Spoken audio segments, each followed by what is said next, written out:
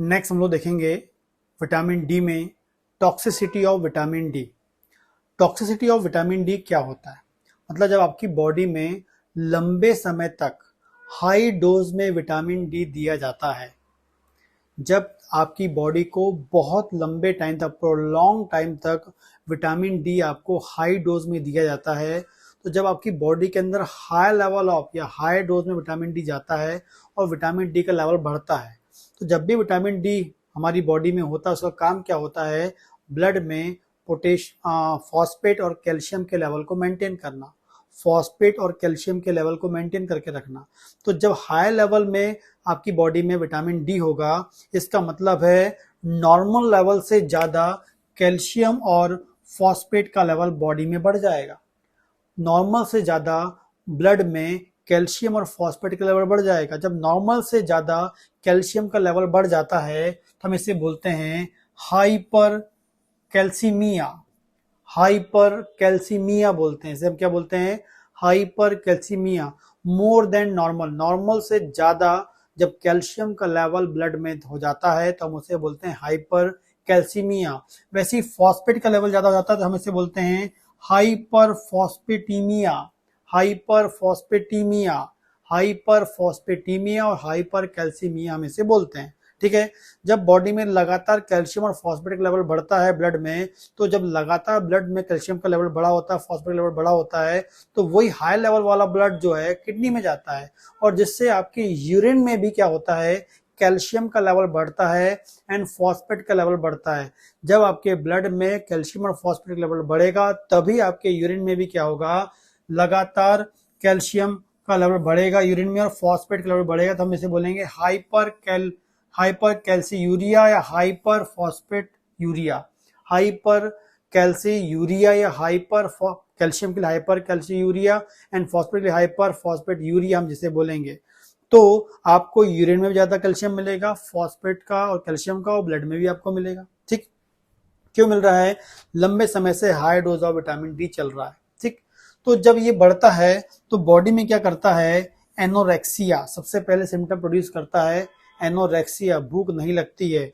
दूसरा, नॉजिया करता है एंड वॉमिटिंग करता है। जब भी मिनरल्स बॉडी में बढ़ते हैं तो common symptom anorexia, nausea, vomiting produce करते हैं। अब की जो सिम्टम है वो आपको मिलते हैं विटामिन डी की डेफिशिएंसी हाई डोज से। आपको बता दो, जितने भी विटामिन आप पढ़ेंगे, सबसे ज्यादा जो सिम्टम या वेरी टॉक्सिक जो विटामिन हाई डोज में, जब विटामिन डी मतलब हाई डोज में कोई विटामिन डी बॉडी में जाता है, हाई डोज में जब कोई विटामिन हमारी बॉडी में जाता है, जो सिम्टम प्रोड्यूस करता है वो होता है डेंजरस विटामिन डी।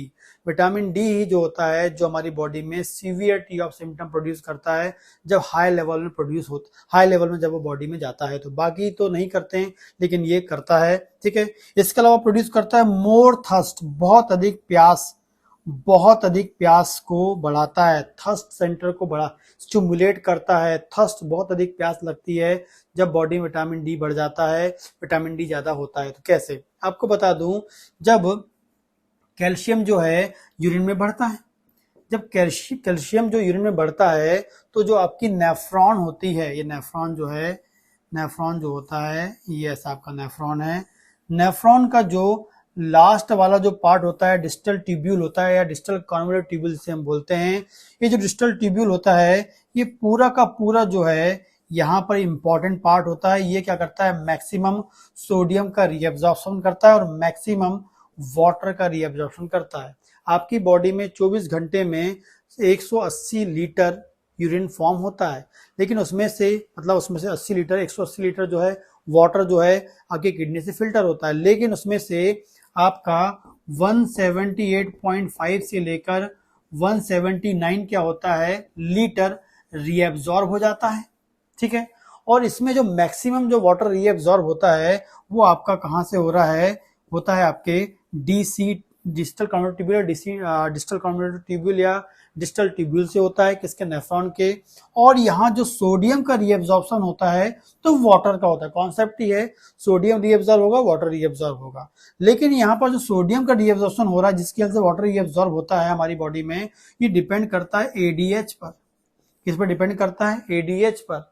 यहाँ पर एडीएच एंटी डायरेटिक हार्मोन जो हमारी पोस्टीरियर पिट्यूटरी से आता है, पोस्टीरियर पिट्यूटरी से निकलने वाला एक हार्मोन होता है, हम बोलते हैं एडीएच एंटी डायरेटिक हार्मोन, जो डायरेक्टली यहाँ पर आता है और यहाँ की सेल से क्या करता है, retention of sodium, sodium reabsorption करवाता है और जिससे वाटर रीएब्जॉर्ब होता है। ठीक है, लेकिन जब लगातार यहाँ से कैल्शियम निकलता है, लगातार जब कैल्शियम आपकी यूरिन में आता है, तो जब लगातार कैल्शियम आता है तो क्या करता है, यहाँ की सेल को डैमेज कर देता है, खासकर क्योंकि यहाँ पर मैक्सिमम रीएब्जॉर्प्शन होता है वाटर का, तो जिस कारण से यहाँ पर जो कैल्शियम है यहाँ की सेल क्या कर देगा, डैमेज कर देगा। जब यहाँ की सेल डैमेज हो जाएंगी तो जो एडीएच आपका निकल के भी आएगा तो वो यहाँ पर काम नहीं कर पाएगा। जब एडीएच यहाँ पर आके काम नहीं कर पाएगा तो ये सोडियम का रीएब्जॉर्प्शन नहीं कर पाएगा। जब सोडियम का रीएब्जॉर्प्शन नहीं कर पाएगा तो वाटर का रीएब्जॉर्प्शन नहीं कर पाएगा, और वाटर क्या होगा, आपकी यूरिन से निकलने लगेगी बाहर, मतलब वाटर जो है वो यूरिन के रूप में बाहर आने लगेगी। ठीक है, इसका मतलब अधिक यूरिन होने लगेगी, जिसे हम बोलते हैं पॉलीयूरिया। पॉलीयूरिया का मतलब क्या होता है, बहुत अधिक पेशाब होना। तो यहाँ पर बहुत अधिक पेशाब, जिसकी बॉडी में ज्यादा विटामिन डी होता है, मतलब विटामिन डी की जो टॉक्सिसिटी जब किसी बॉडी में होती है तो उसको पॉलीयूरिया भी मिलता है। और ये पॉलीयूरिया क्यों हो रहा है, क्योंकि जो आपका डिस्टल कॉन्वोल्यूट ट्यूब्यूल या डिस्टल ट्यूब्यूल जो है, वहां की मेम्ब्रेन, जो वहां की म्यूकोसल सेल्स हैं, मेम्ब्रेन है, वो डैमेज हो गई हैं। क्यों, क्योंकि विटामिन डी ज्यादा है तो कैल्शियम ज्यादा यूरिन में आ गया, कैल्शियम ज्यादा यूरिन में आ गया है तो वो यहाँ की म्यूकोसा को डैमेज कर देता है। और जब ये डैमेज हो जाएगी तो वहां पर एडीएच आएगा, तब भी वो काम नहीं कर पाएगा। एडीएच काम नहीं करेगा तो सोडियम का रीएब्जॉर्प्शन नहीं होगा, सोडियम का रीएब्जॉर्प्शन नहीं होगा तो वाटर नहीं जाएगा, और फाइनली जो है ये पानी बाहर निकल जाएगा और पॉलीयूरिया मिलेगा।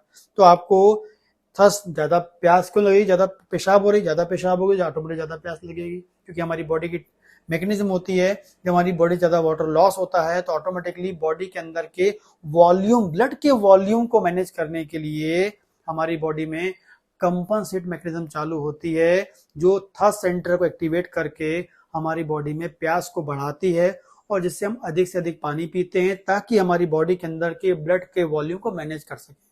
तो ये थर्स्ट मैकेनिज्म जो है वॉल्यूम को मेंटेन करने के लिए होती है। इसमें थर्स्ट आपको ज्यादा मिलेगी, ज्यादा प्यास लगेगी और ज्यादा पेशाब होगी। हम बोलेंगे स्टूपर। स्टूपर मतलब हो जाएगा वो बेहोश, स्टूपर बेहोश, या उसका जो दिमाग है काम नहीं करेगा, उसके जो दिमाग प्रॉपरली वर्क नहीं करेगा। क्यों नहीं करेगा, क्योंकि जो आपके ब्रेन में जितने भी न्यूरॉन होते हैं, आपके ब्रेन में न्यूरॉन होते हैं, न्यूरॉन ही ब्रेन की फंक्शनल यूनिट होती है, और उस न्यूरॉन को प्रॉपर फंक्शनिंग करने के लिए हर सेल में, हर न्यूरॉन जो है सेल की बनी हुई है, न्यूरॉन सेल का बना हुआ है, और हर सेल में इंपॉर्टेंट टाइप के वहां पर हर सेल में होते हैं सोडियम पोटेशियम पंप पाए जाते हैं, जो क्या करते हैं, हर सेल के अंदर का जो इंट्रासेलुलर फ्लूइड है और जो एक्स्ट्रासेलुलर फ्लूइड है, इसके बीच में इंपॉर्टेंट एक चैनल होता है, इसको हम बोलते हैं सोडियम पोटेशियम चैनल बोलते हैं। और ये क्या करते हैं, सोडियम को सेल से बाहर और पोटेशियम को सेल से अंदर इस प्रकार से रेगुलेट करते रहते हैं। ठीक है, तो सोडियम और पोटेशियम का जो रेगुलेशन है उससे मेंटेन करते हैं।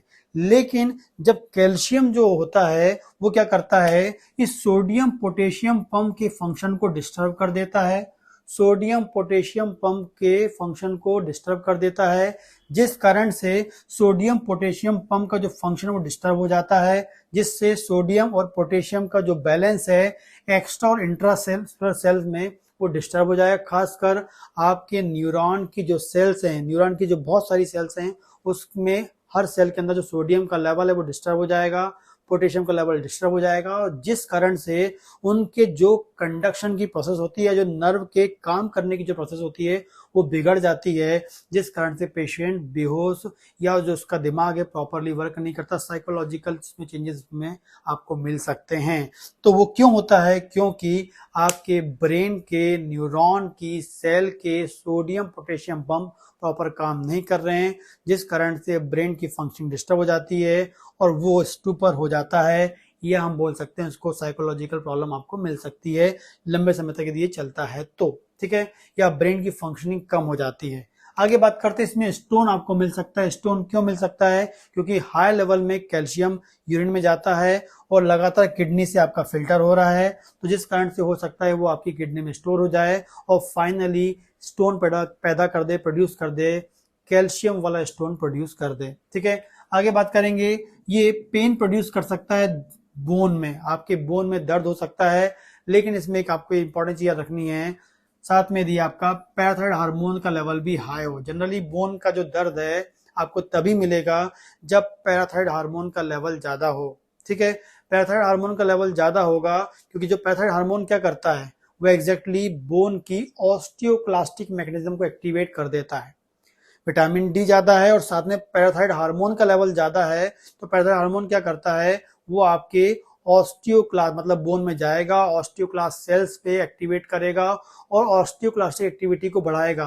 ऑस्टियोक्लास्टिक एक्टिविटी बढ़ गई मतलब बोन टूटने लगी, बोन टूटने लगी मतलब डीमिनरलाइजेशन की प्रोसेस चालू हो गई। जब बोन टूटेगी वहां से कैल्शियम फॉस्फेट निकलेगा तो क्या होगा, वहां फाइनली आपको दर्द होगा।